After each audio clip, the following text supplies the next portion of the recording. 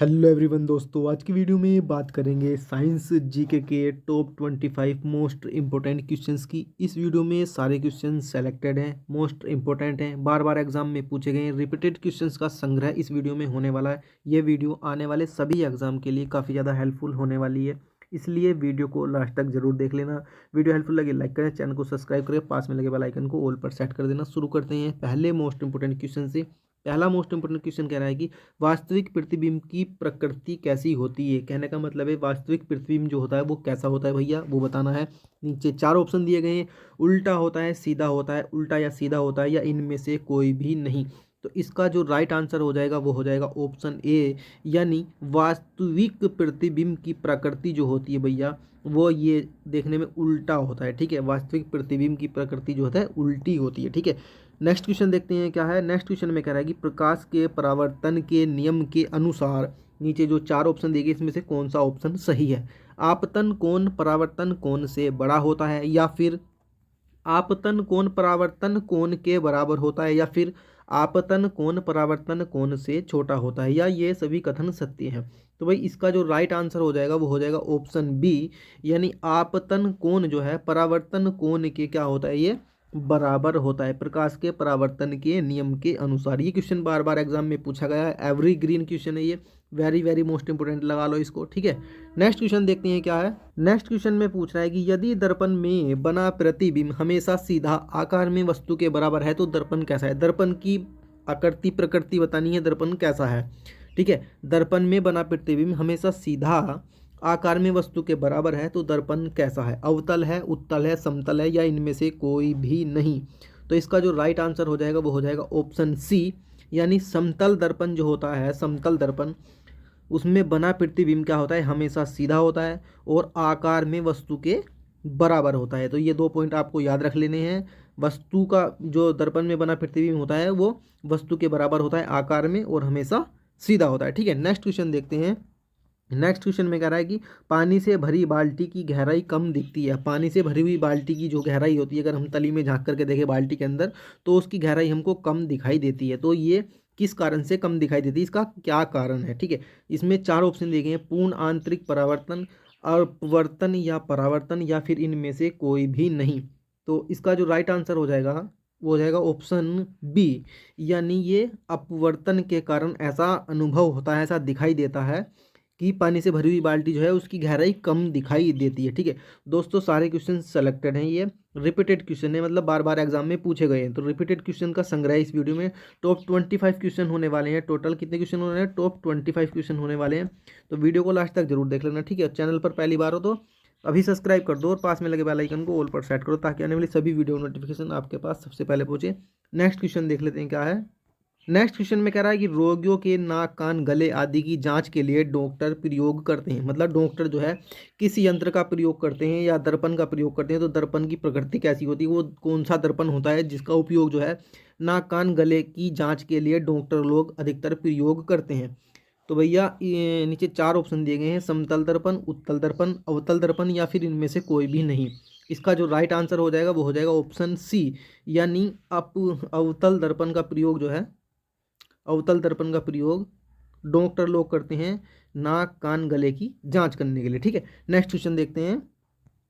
Next question में कह रहा है कि सामान्य नेत्र की रेटिना पर बनने वाला प्रतिबिंब होता है कैसा। सामान्य नेत्र यानी आंख की रेटिना पर बनने वाला प्रतिबिंब जो होता है वो कैसा होता है, आभासी और सीधा, वास्तविक और सीधा, या वास्तविक और उल्टा, या फिर आभासी और उल्टा। नीचे चार ऑप्शन दिए गए हैं, इनमें से जो सही इसका ऑप्शन है, सही उत्तर जो है वो है ऑप्शन सी, यानी वास्तविक होता है और उल्टा होता है। सामान्य आंख की रेटिना पर बना प्रतिबिंब जो होता है वो क्या होता है, वास्तविक होता है और उल्टा होता है। ठीक है, नेक्स्ट क्वेश्चन देखते हैं क्या है। नेक्स्ट क्वेश्चन में कह रहा है कि किलोवाट घंटा जो मात्रक है वो किसका है भैया। बहुत ही मोस्ट इंपोर्टेंट क्वेश्चन है, एवरी ग्रीन क्वेश्चन है, वन डे एग्जाम कोई भी हो लगभग सभी में पूछा जाता है। किलोवाट घंटा जो मात्रक है वो किसका है, आवेश का, विद्युत या ऊर्जा का, या फिर विद्युत विभवांतर का, या फिर शक्ति का। तो इसका जो राइट आंसर हो जाएगा वो हो जाएगा ऑप्शन बी, यानी ये जो है ऊर्जा का मात्रक है। किसका मात्रक है, किलोवाट घंटा ऊर्जा का मात्रक है। ठीक है, नेक्स्ट क्वेश्चन देख लेते हैं क्या है।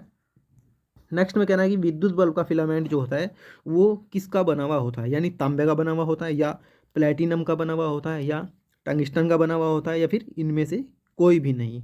तो ये चार ऑप्शन देंगे। विद्युत बल्ब के फिलामेंट के बारे में पूछा, जो पहले कांच के बल्ब होते थे उसका जो फिलामेंट होता था अंदर, जो उसमें जलता था, प्रकाश उत्पन्न करता था, वो किस धातु का बना हुआ होता था। तो इसका जो राइट आंसर हो जाएगा वो हो जाएगा ऑप्शन सी, यानी टंगस्टन का बना हुआ होता था विद्युत बल्ब का फिलामेंट। ठीक है, नेक्स्ट क्वेश्चन देख लेते हैं क्या है। नेक्स्ट क्वेश्चन है कि इंद्रधनुष किस प्रकार का स्पेक्ट्रम है। इंद्रधनुष जो है वो किस प्रकार का स्पेक्ट्रम है। प्राकृतिक स्पेक्ट्रम है या कृत्रिम स्पेक्ट्रम है, या फिर कृत्रिम स्पेक्ट्रम और प्राकृतिक स्पेक्ट्रम दोनों है, या फिर सभी कथन सत्य हैं। तो इसका जो राइट आंसर हो जाएगा वो हो जाएगा ऑप्शन ए, यानी ये जो है प्राकृतिक स्पेक्ट्रम है इंद्रधनुष। ठीक है, इंद्रधनुष आपने देखा भी होगा, आकाश में निकलता है। ठीक है, नेक्स्ट क्वेश्चन देखते हैं क्या है। नेक्स्ट क्वेश्चन में कह रहा है कि किसी वस्तु का प्रतिबिंब आंख के जिस भाग पर पड़ता है वह क्या है। किसी वस्तु का प्रतिबिंब आंख के जिस भाग पर पड़ता है वह क्या है। कॉर्निया है, रेटिना है, आइरिस है, या फिर पुतली है। तो इसका जो राइट आंसर है वो है ऑप्शन बी, यानी रेटिना है। क्या है, रेटिना है। किसी वस्तु का प्रतिबिंब आंख के जिस भाग पर पड़ता है वो क्या कहलाती है, रेटिना कहलाती है। ठीक है, नेक्स्ट क्वेश्चन देखते हैं क्या है। नेक्स्ट क्वेश्चन में कह रहा है कि शरीर की सबसे बड़ी ग्रंथि कौन सी है। शरीर की सबसे बड़ी ग्रंथि कौन सी है। लार ग्रंथि, थायराइड ग्रंथि, यकृत, या फिर अमाशय।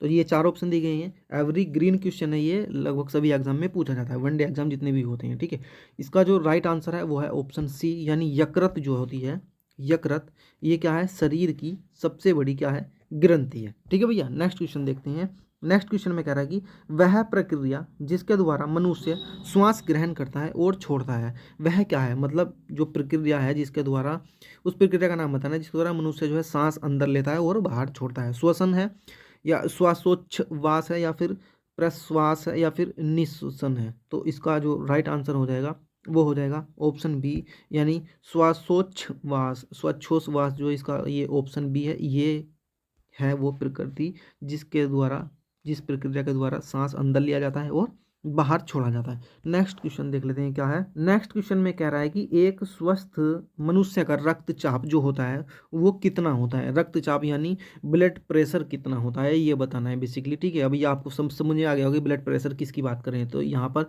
जो साइंस की भाषा है वो रक्तचाप बोलते हैं इसको। रक्तचाप ये शब्द है, इसको ब्लड प्रेशर भी बोलते हैं। ठीक है, 90, 60, या फिर 120, 80, या फिर 200, 130, या फिर 140, 160। ठीक है, ये क्या है, 90 और 160, 120 और 80, ये जो है स्टार्टिंग में जो लिखे हुए हैं ये तो हाई वाले हैं, और जो नीचे वाले लिखे हुए हैं जैसे 60, 80, 130, ये नीचे वाले हैं। तो ब्लड प्रेशर जो होता है वो ऑप्शन बी इसका राइट आंसर हो जाएगा, यानी कि ब्लड प्रेशर जो होता है 120 और 80, 120 और 80 होता है। ठीक है, 120 और 80। नेक्स्ट क्वेश्चन देख लेते हैं क्या है।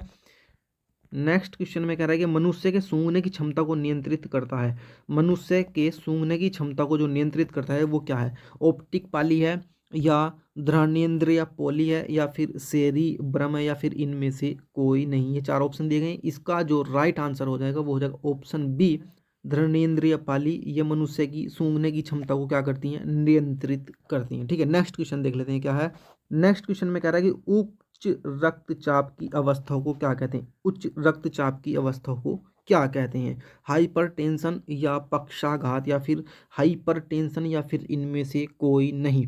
इसका जो राइट आंसर है वो है ऑप्शन सी, यानी हाइपरटेंशन जो है उच्च रक्तचाप की अवस्था को कहा जाता है। दोस्तों, चैनल पर पहली बार हो तो भैया सब्सक्राइब करके पास में लगे बेल आइकन को ऑल पर सेट कर देना। इस वीडियो को अपने सभी दोस्तों में शेयर भी कर देना। नेक्स्ट क्वेश्चन देख लेते हैं क्या है। नेक्स्ट क्वेश्चन में कह रहा है कि निम्न में से किसे प्रकाश संश्लेषी अंगक कहते हैं। ध्यान देना, प्रकाश संश्लेषी अंगक, अंगक यहाँ पर एक शब्द आया है अंगक। प्रकाश संश्लेषी अंगक तो पत्ती है, या हरित लवक है, या फिर स्टोमाटा है, या फिर जड़ है। इसका राइट आंसर जो है वो है पत्ती, यानी पेड़ की पत्ती जो होती हैं ये प्रकाश संश्लेषी अंगक है, यानी अंग है। ठीक है, प्रकाश संश्लेषी। नेक्स्ट क्वेश्चन देख लेते हैं क्या है। नेक्स्ट क्वेश्चन में कह रहा है कि स्पर्मोलॉजी में किसका अध्ययन किया जाता है। स्पर्मोलॉजी में किसका अध्ययन किया जाता है। परागकण का, बीज का, फल का, या फिर पत्ती का। राइट आंसर जो है ऑप्शन बी है, यानी बीज का जो है अध्ययन किया जाता है वो किस में किया जाता है, स्पर्मोलॉजी में किया जाता है। नेक्स्ट क्वेश्चन क्या है देखते हैं।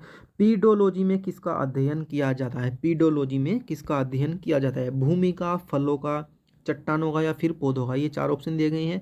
भूमि का, फलों का, चट्टानों का, या फिर पौधों का।